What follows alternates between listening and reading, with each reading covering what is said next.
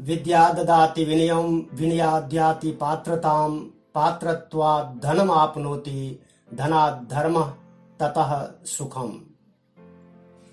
इस संसार में विद्या से बढ़कर के अन्य कोई साधन नहीं है जो मानव के जीवन को प्रशस्त कर सके, सुखद कर सके, प्रसन्न बना सके। नमस्कार मित्रों, भाइयों, बहनों, देवियों, सज्जनों और बच्चों। जैसा कि मैंने अपने पहले वीडियो में ये बताया था कि मेरा जो अगला वीडियो आएगा वो नई शिक्षा प्रणाली जो अभी अभी आई है उस पर आधारित होगा। इससे पहले कि मैं वीडियो को शुरू करूं, आगे बढ़ाऊं, मैं सबसे पहले आप सभी भाइयों बहनों का जिन्होंने मुझे लाइक किया है, मुझे सब्सक्राइब किया है मेरे चैनल को, उनका मैं हृदय की गहराइयों से आभार व्यक्त करता हूं। धन्यवाद, बहुत बहुत नमस्कार। आपने इतना सारा प्यार दिया है, अपना दुलार लुटाया है।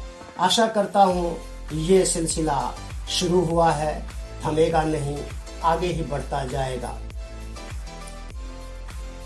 एक बार मैं आप लोगों से जो नए व्यूअर्स मेरे चैनल पे आए हैं उन सबसे निवेदन करूंगा कि मेरे चैनल को सब्सक्राइब कीजिए, लाइक कीजिए, साझा भी कीजिए और बेल आइकॉन को भी दबाइए ताकि लेटेस्ट नोटिफिकेशन आप लोगों तक पहुंच सके।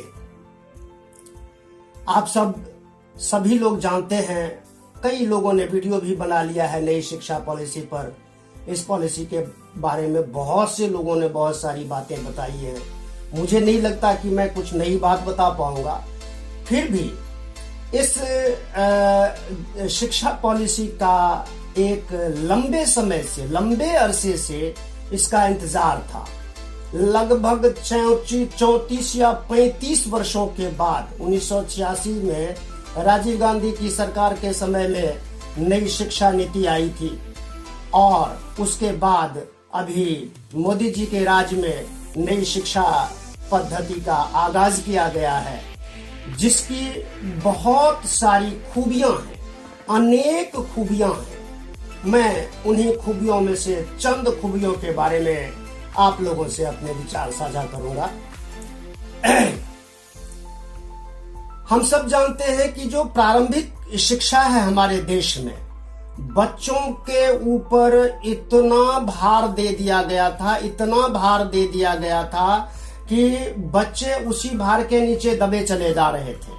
मतलब एक छोटे बच्चे की उम्र 5 साल से 10 साल के बच्चे जो अपने वजन के बराबर बस्ता ढोया करते, वो सब बाध्यता अब इस पॉलिसी में समाप्त होने वाली है। आंगनवाड़ी को स्कूल के रूप में बदल दिया जाएगा। छोटे बच्चों को पहली से और तीसरी कक्षा तक के बच्चों को केवल और केवल प्लेवे मेथड में जो भी वो सीख पाएंगे, अक्षर, मात्राएं, अंक और जो बेसिक चीजें हैं वो खेल में सीख पाएंगे। पुस्तकों का कोई बोझ उन पर नहीं होगा। आगे बढ़ते हैं, छठी से लेकर के और 11वीं तक, क्योंकि ये 10+2 और +3 का फार्मूला जो अब तक चलता रहा है ये हटेगा। इसकी जगह पर 5+3+3+4 का फार्मूला इम्प्लीमेंट किया जाएगा, जिसमें 5 का मतलब है 5 साल तक स्कूली प्रारंभिक शिक्षा। उसके बाद +3 का मतलब हुआ है 8वीं तक, 6ठी क्लास से 8वीं क्लास तक। इसी स्टेज पर आकर के बच्चे अपने लिए एक रास्ता चुन पाएंगे, अपनी रुचि के अनुसार अपना विषय, अपना स्ट्रीम, वोकेशनल, जो भी बहुत सारे विषय भरे पड़े हैं, उनमें से जो उनको अच्छा लगेगा वो ऑप्ट कर पाएंगे, चुन पाएंगे। तो ये सहूलियत हो जाएगी उनके पास। स्किल डेवलपमेंट की जो बात हम करते हैं, सरकार ने इस पर बहुत जोर दे रखा है। बहुत ही इसका जो है इसमें फोकस किया जा रहा है। स्किल इंडिया डेवलपमेंट और भी कई योजनाएं हैं। तो शिक्षा तो वो कड़ी है जहां से सभी चीजों की शुरुआत होती है। तो जब हमारे भविष्य के बच्चे बिल्कुल स्किलफुल होंगे तो निश्चित रूप से रोजगार का अवसर खोज पाएंगे। एंटरप्रेन्योरशिप की बातें शुरू से ही की जाएंगी, है ना। तो और 10वीं का और 12वीं का जो ये बोर्ड का पैटर्न था, बोर्ड में जो ये परीक्षा में रटंत प्रणाली थी, ये रटंत प्रणाली लगभग समाप्त होगी। हालांकि ऐसा नहीं है कि रटने वाली चीज जो है खत्म हो जाएगी, बिल्कुल ही बेसिक चीजें हैं तो चीजें रटनी ही पड़ती हैं। कई फार्मूले हैं तो वो रटने ही पड़ते हैं, बिना रटने का तो कोई होता नहीं है। लेकिन फिर भी रटंत प्रणाली को काफी कम कर दिया गया है, ऐसा विद्वानों का मानना है। क्योंकि एक विद्वानों का एक पैनल होता है जो ये फ्रेमवर्क तैयार करता है, और वो उच्च कोटि के ज्ञानी लोग होते हैं जो पाठ्यक्रम और इस तरह के नई योजनाओं को लाते हैं, उसका खाका तैयार करते हैं, और उससे बच्चे और अभिभावक उससे जो है लाभान्वित होते हैं। तो 12वीं से लेकर +4 का जो ये फार्मूला है, अब तक ये होता था कि आपने 9वीं पास कर ली तो आपको 10वीं का सर्टिफिकेट तभी मिलेगा जब आप 10वीं की परीक्षा भी पास करो। आपने 11वीं पास कर ली, 12वीं का सर्टिफिकेट, बोर्ड का सर्टिफिकेट तभी मिलेगा जब आप 12वीं की परीक्षाएं उत्तीर्ण कर लो। उसी तरह से ग्रेजुएशन कंप्लीट तभी माना जाएगा जब आप 3 वर्ष पूरा कोर्स करोगे और सभी परीक्षाओं को पास करोगे। लेकिन अब इस पॉलिसी के अंदर एक फ्लेक्सिबल मोड तैयार किया गया है, यानी कि अगर कोई 11th तक ही पढ़ेगा, या मान लीजिए ग्रेजुएशन का उसने 1 साल कर लिया, दूसरे साल में जो है उसने ड्रॉप कर दिया, तो उसको 1 साल का सर्टिफिकेट मिलेगा। दूसरा साल पूरा कर लिया तो डिप्लोमा मिलेगा, और फिर उसके बाद अगर सारे वो स्टेप्स पूरे कर लेता है कोई विद्यार्थी तो उसको डिग्री मिल जाएगी निश्चित रूप से। और यूनिवर्सिटीज का पैटर्न भी कहीं से भी कोई भी जो है ना कोई बाध्यता नहीं, सारे एकीकृत यूनिक पॉलिसी होगी। ये नहीं कि स्टेट यूनिवर्सिटीज के अपनी पॉलिसीज है, सेंट्रल यूनिवर्सिटीज की अपनी पॉलिसीज है। तो ये जो पॉलिसीज आपस में टकराया करती थी, जिसकी वजह से बच्चों का भविष्य खतरे में पड़ता था, वो असमंजस की स्थिति में पड़ जाते थे, और कई मतलब चीजों के कारण वो ड्रॉप आउट कर जाते थे। तो अब ड्रॉप आउट करने के बाद भी उसका एक डाटाबेस रहेगा जिसमें उसका परफॉर्मेंस का डाटा तैयार रहेगा, और परफॉर्मेंस बच्चा अपना परफॉर्मेंस, अपना मूल्यांकन बच्चे खुद भी कर पाएंगे। टीचर्स और स्कूल्स ही नहीं करेंगे, बल्कि वो अपना मूल्यांकन खुद भी करेंगे। मार्कशीट जो बड़ी होती थी, कई पन्नों में, कई पेजेस में मार्कशीट हुआ करती थी, उसका भी ढांचा पूरी तरह से बदलेगा। बच्चे अपना जो मूल्यांकन करेंगे उसका डाटा भी वो अपना उसमें जो है शामिल हो जाएगा उनका।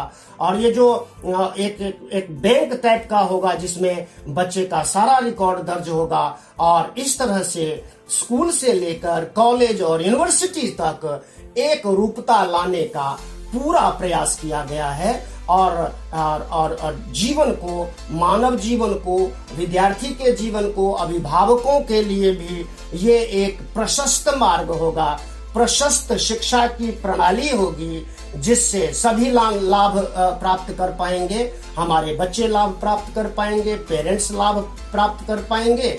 और बात रही शिक्षकों की, तो शिक्षक बनना थोड़ा सा मुश्किल टारगेट कर दिया गया है।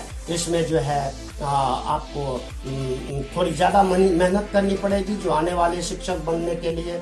तो जब मेहनत तो करनी ही पड़ती है, कितनी भी इजी कर दो किसी भी फार्मूले को, किसी भी पद्धति को आप कितना भी आसान बना दो, मेहनत तो चाहिए ही चाहिए। जब तक परिश्रम नहीं करेंगे बच्चे, विद्यार्थी जब तक परिश्रम नहीं करेंगे, तब तक वो अच्छी सफलता प्राप्त नहीं कर पाएंगे।